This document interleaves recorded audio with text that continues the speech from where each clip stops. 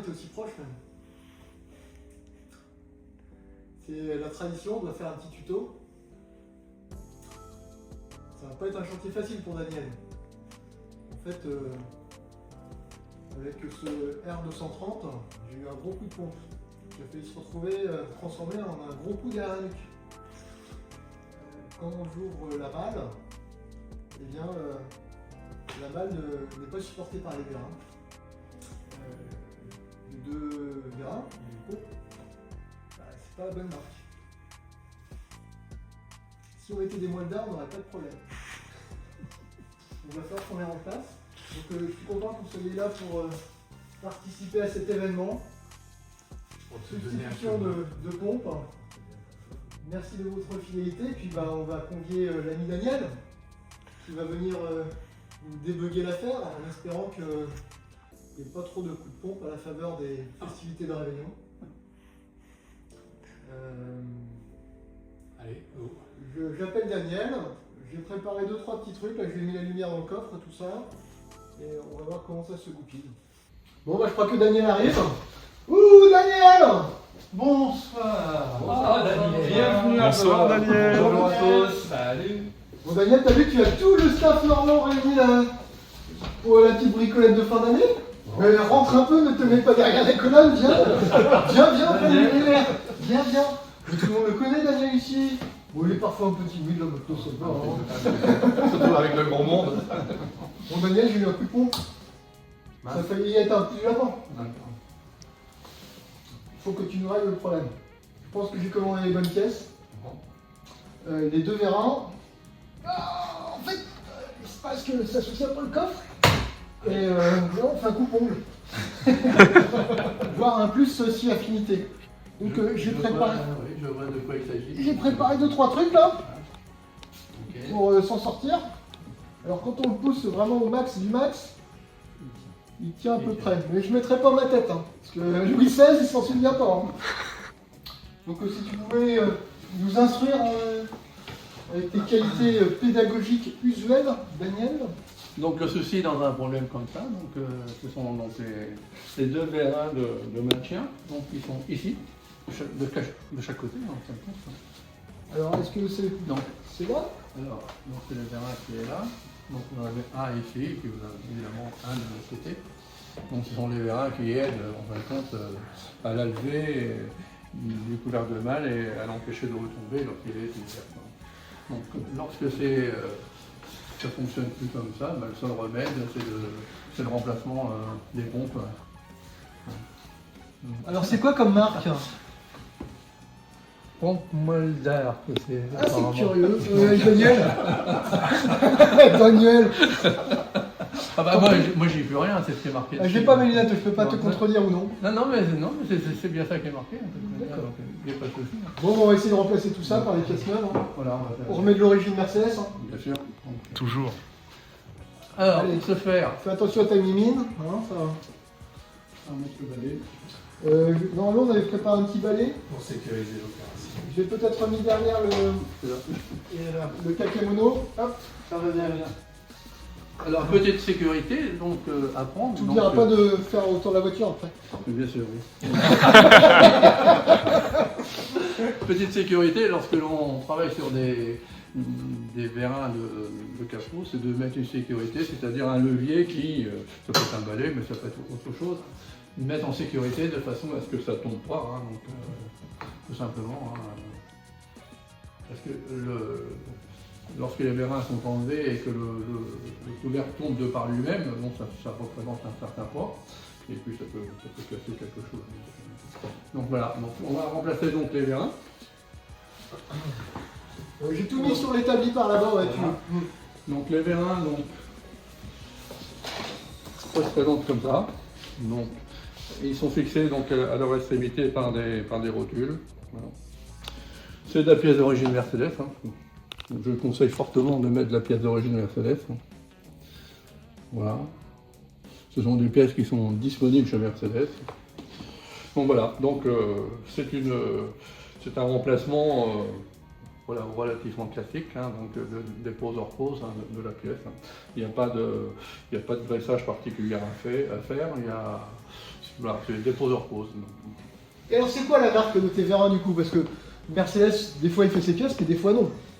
Alors, donc, ils sont donc estampillés Mercedes. Hein. Donc, la marque, Ah, c'est du Liftomat. voilà, donc c'est. Je m'en doutais un peu. Ouais, moi aussi.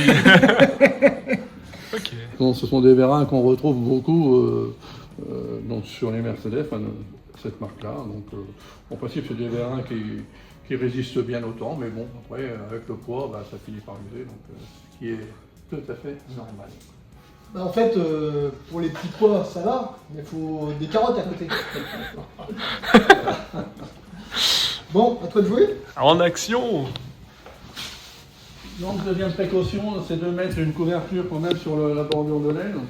Si des fois ça arrive, ça peut arriver. On aura tous noté que Daniel a toujours une couverture avec lui. Hein.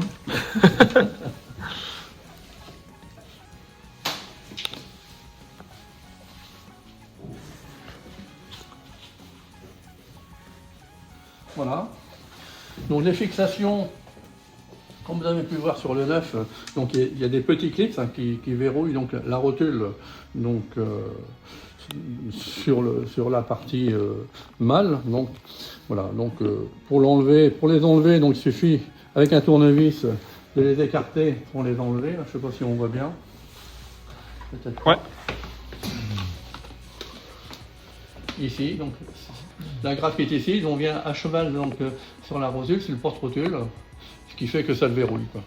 Donc pour l'enlever, il suffit avec un tournevis de l'écarter et donc ça sort. Je vais te tenir quelques menus lumière si tu veux, Daniel.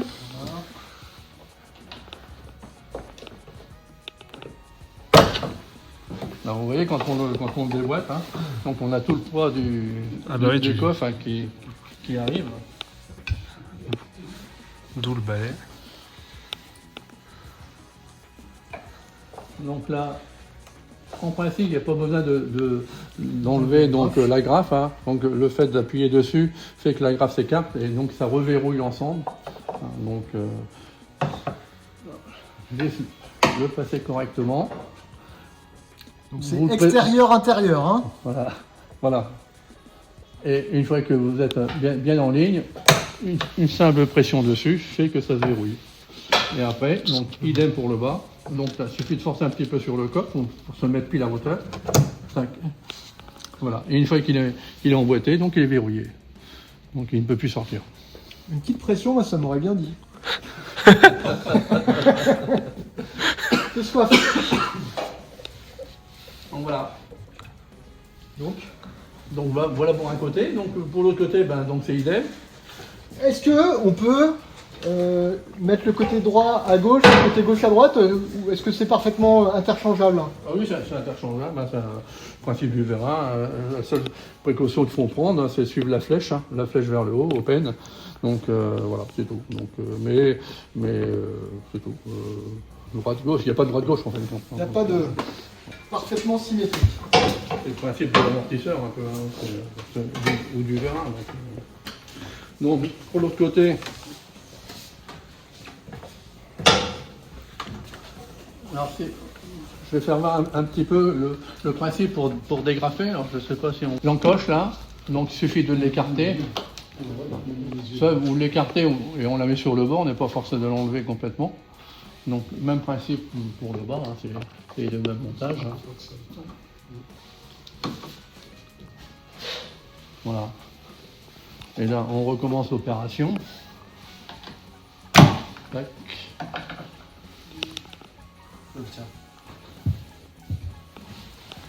Ça sert à rien de mettre de l'huile sur la tige. Hein. Le fait de mettre de l'huile, ça va faire que la poussière elle va coller dessus, donc ça sert strictement à rien. Et ça va nuire peut-être à terme à l'étanchéité en plus, non? Oui, en plus, parce que vous avez de la saleté qui passe entre deux, donc c'est pas utile. Hein. Donc là, on recommence l'opération, intérieur-extérieur.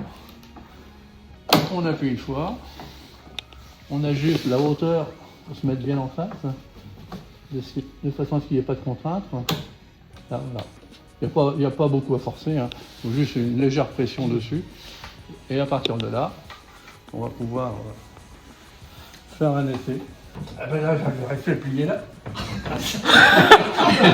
donc voilà, j'ai terminé, il tient bien, donc c'est bon. Merci d'être venu. Ça fait aérofranc. Mission. Bon bah, mission accomplie Daniel. Voilà, donc ça fonctionne. Super. Ouais. Super Daniel, merci. De rien. Merci pour ta pédagogie. Bravo. Je t'en prie, merci beaucoup. Bon bah, it's time. Bah ouais. Regardez-moi ce doux breuvage Cuvée Club Oh là là.